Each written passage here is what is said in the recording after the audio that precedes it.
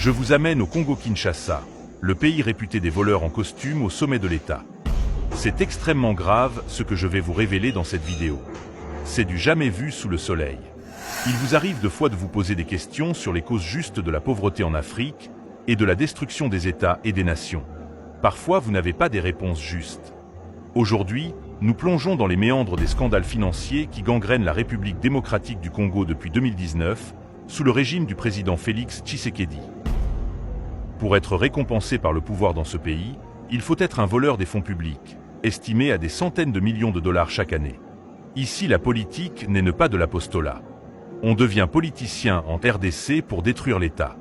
Je vous révèle des détournements massifs de fonds à ciel ouvert. C'est tout simplement scandaleux. Tout a commencé en 2019, avec le détournement de 15 millions de dollars de rétrocommission impliquant Vital Kamerhe, qui fut à l'époque directeur de cabinet du président Tshisekedi.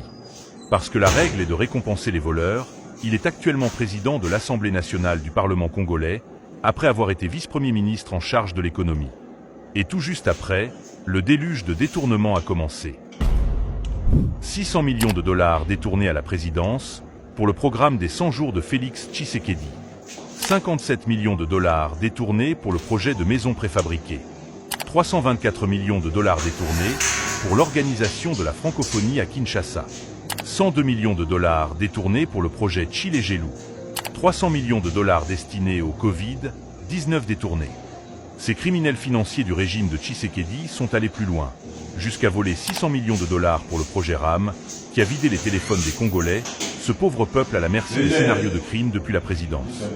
697 millions de dollars pour le projet de carte d'identité nationale ont été détournés. Je vous rappelle que le peuple congolais est jusqu'à ce jour l'unique peuple du monde qui n'a pas de carte d'identité. C'est ne pas tout. 722 millions de dollars pour l'achat des armes afin de lutter contre l'agression à l'est du pays.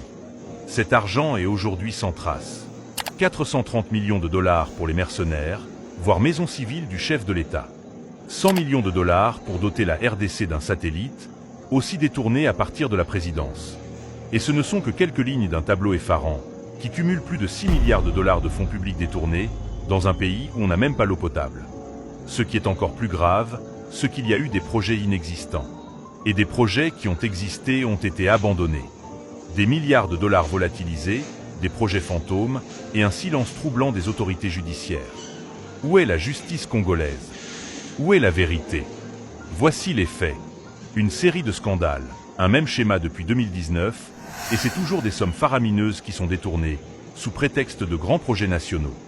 Aucune pyramide à Mbuji-Mayi, qui est le fief électoral du président de la République lui-même. 14 millions de dollars détournés sans inquiétude par les copains du président Tshisekedi. Pas d'école construite dans la ville natale du président, pas de drone livré, et aucune trace des 115 millions pour une arène nationale. Les forages, les routes, les bus, les hôpitaux promis, toutes ces promesses électorales sont invisibles après 2 mandats. 10 millions de dollars pour relancer la Gécamine détournée. 32 millions de dollars pour le projet Kinshasa Zéro Trou. Aujourd'hui, la capitale de la RDC a toujours des trous, aucune route praticable, et c'est trop sale. 25 millions de dollars détournés pour la construction de la route Kalamba-Mbuji au Kasaï.